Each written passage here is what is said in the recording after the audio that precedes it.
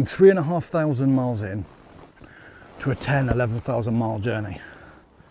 Another 3 weeks to go. And I find the F900GS to be the perfect bike for that journey. But in the back of my mind, there's always been this. Should I have a T7? The acclaimed best middleweight adventure bike. Superb off-road, reasonable road manners, enough poke. But should you meet your heroes?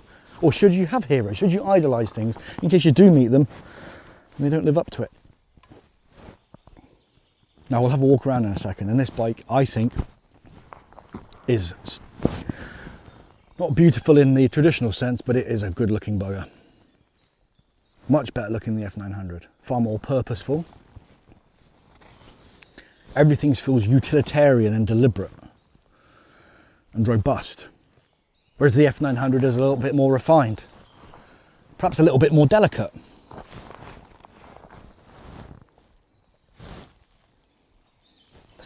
And the modifications that's been done to this, which we'll have a look at, make sense for the user case that Danny uses it for. His modifications, some would work for me for what I'm doing, others are either not needed or would be fucking awful. So first thing you notice, I think this wrap is gorgeous. Well, a sticker kit, let's say. Danny did it. He didn't do the best job, he'd be the first to admit, but that doesn't matter. It doesn't detract from how sexy it is. Very pretty. From a riding perspective, the first thing you notice is these incredibly knobbly tyres, much more knobbly than the Crew 4s that I had. And very strange initially, again, to ride such an unpredictable tyre. And on the back, he has got a new set to go on. That one's looking a little bit sad. But what's he put on? Very purposeful plate. I prefer that than what I can put on my bike. This Adventure Spec massive bash plate. Again, I prefer it to the SW Motec one on my bike. The crash bars with that bar across the front, I do actually prefer it on this bike. The high fender kit, I prefer that to my bike. It's not looking good here for my bike. This rack on the back, I actually prefer it to mine.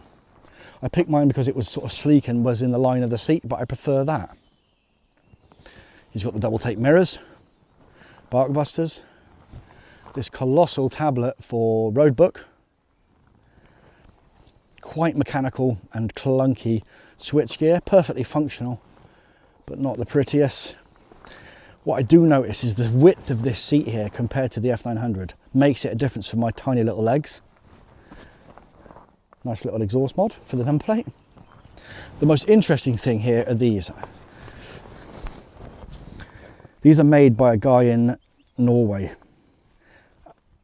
these bits here, and they allow you, when you stand up, you've got somewhere to put your heel, and that makes such a difference. Incredibly comfortable.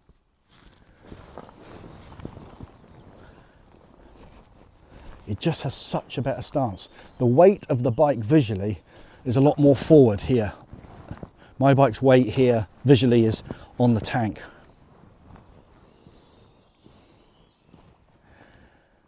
And it is pretty.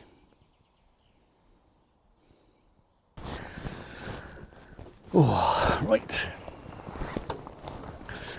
Straight away you can see, but the weight makes a difference. It's a lot lighter than the 900, but that width of that seat just on the inside of my thigh is just a bit narrower, and the peg that's put on for your standing on your heels is sort of a bit in the way of my leg, so whilst it solves one problem, it does create a little one. Now maybe all the things that don't meet my user case will meet yours. The things I don't like from a riding perspective, particularly having spent so long on my bike, is the position of clutch. The lever can be changed, the brake lever can be changed, the tyres can be changed.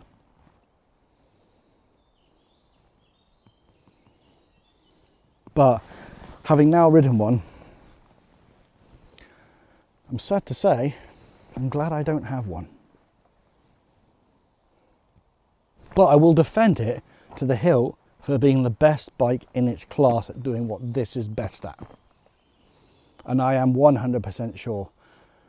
I'm glad I'm not doing this trip on one. Jesus, where the fuck is the biting point? That clutch.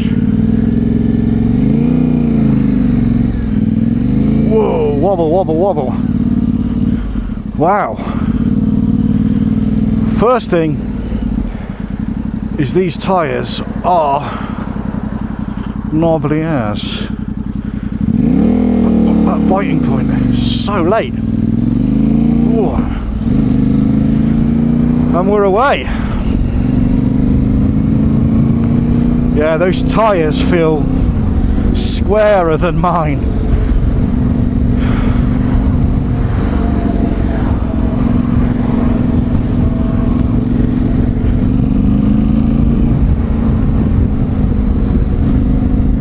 Interesting. A lot more, feels a lot more reserved than mine from a riding perspective. Jesus Christ, it does not want to drop into corners.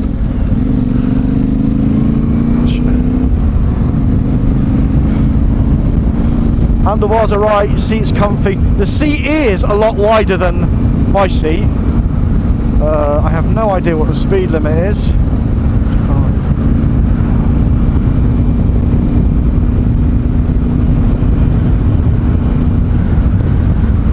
I don't know where I'm going, but we will go down here. Oh.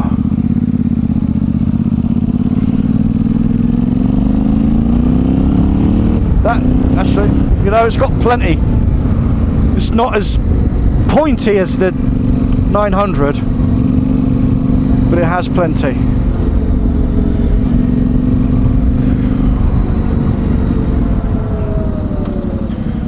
I find the position of the brake and Jesus, his fucking front tyre, the position of the gear lever and brake, not really ideal for me, but it's not my bike, so why would it be?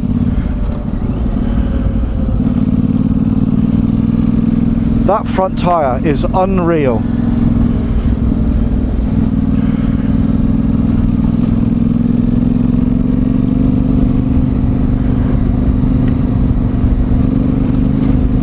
Quite hard suspension actually, hitting that bump at 45 kilometers an hour.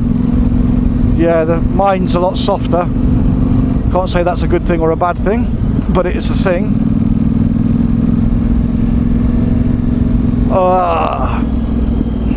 What he's got, and I'll show you, is a set of pegs when I stop. He's got a set of pegs which has a heel rest as well, and they are made by a bloke in Norway, handmade, and they're a lot of money, but they are super comfy. The grips are fatter than mine and grippier, which is a nicer thing.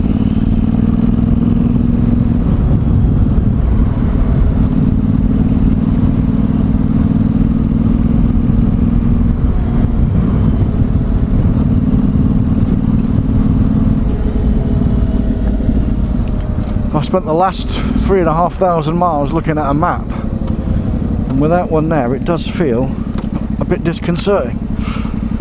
Right, we're coming to a stop, and I am on my tiptoes. If I Danny Pedros it a little bit, it's fine, but where my right leg is where the peg is. So, oh,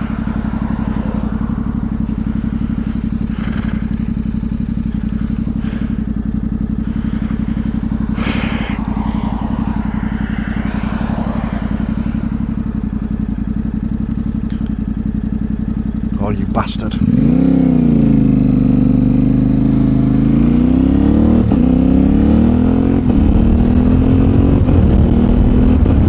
Wow, the gearbox is very lumpy.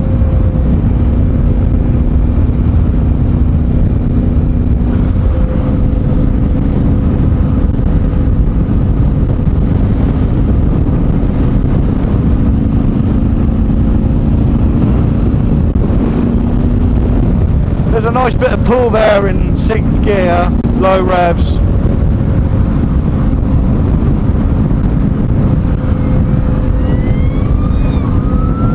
No cruise control, which is not ideal. Now this, for me, comes into the perfect realm of user case. Danny uses this bike to genuinely off-road. Doing road book, he's got a load of navigation tech on this. He does the TET.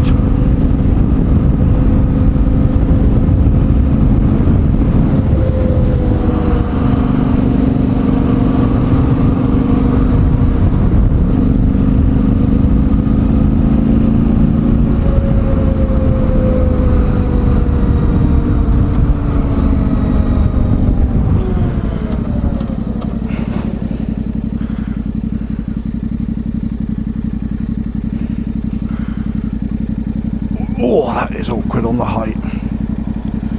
Not a fan of the clutch, not a fan of the front brake. Something you could definitely get used to. But that biting point feels so late.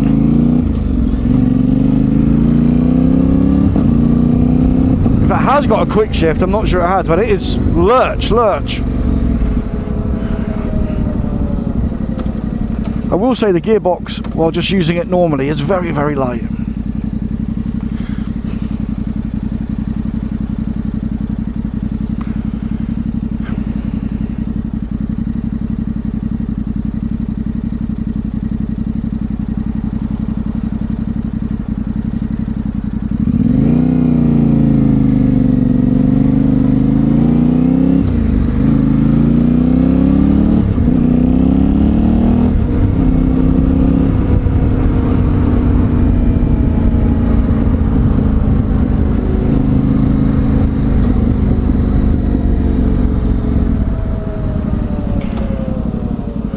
I'm heading in a direction of God knows where. It does drop into neutral very easily. Oh my goodness, trying to swap over to the right leg to change gear.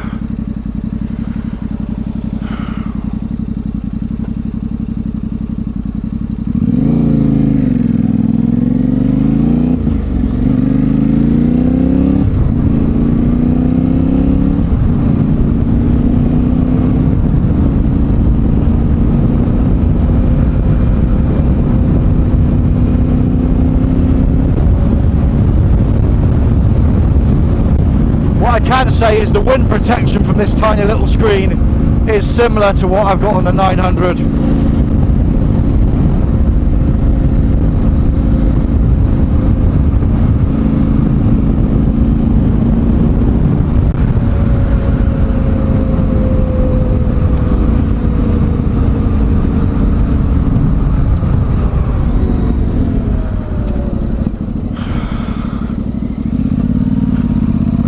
Don't know where this goes, but let's go down it.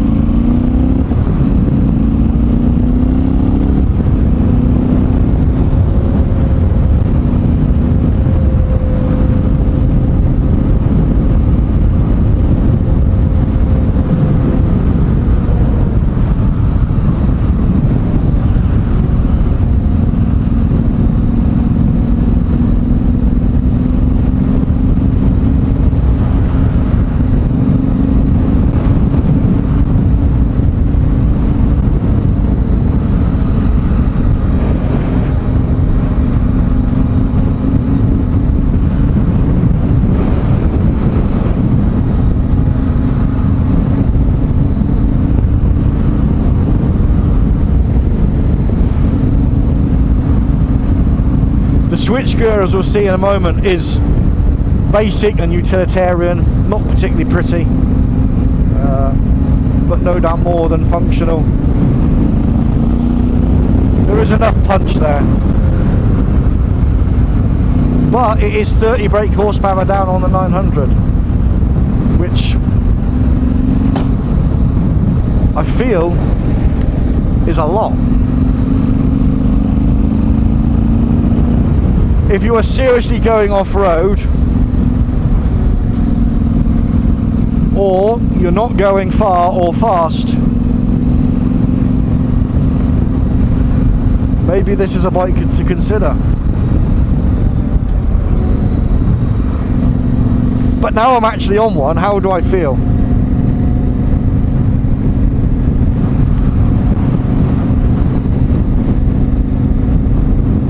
It is not for me, which makes me a little bit sad. And I think now I've ridden enough bikes over enough years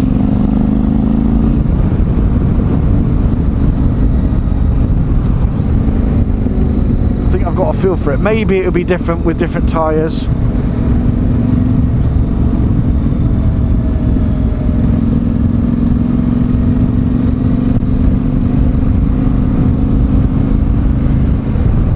But you're getting to see a bit of the countryside of Denmark, which, as you'll see or have seen, it's a very pretty place.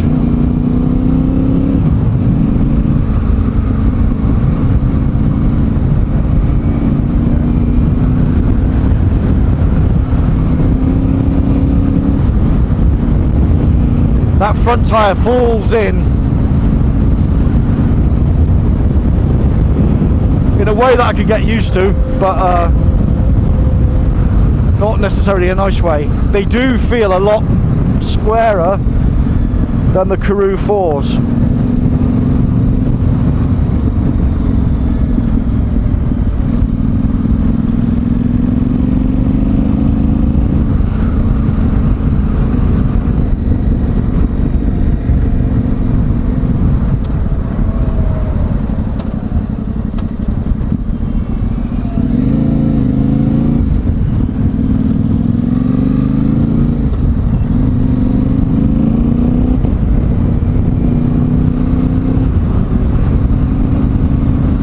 Absolutely stunning around here.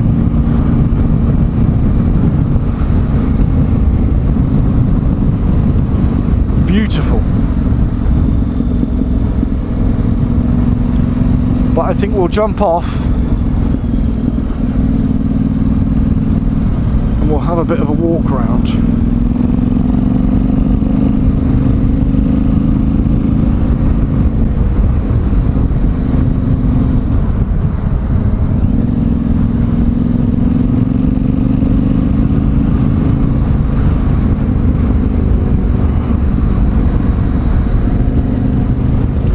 I will say, for me, the height of this, the relatively simple task of stopping, is a little bit intimidating.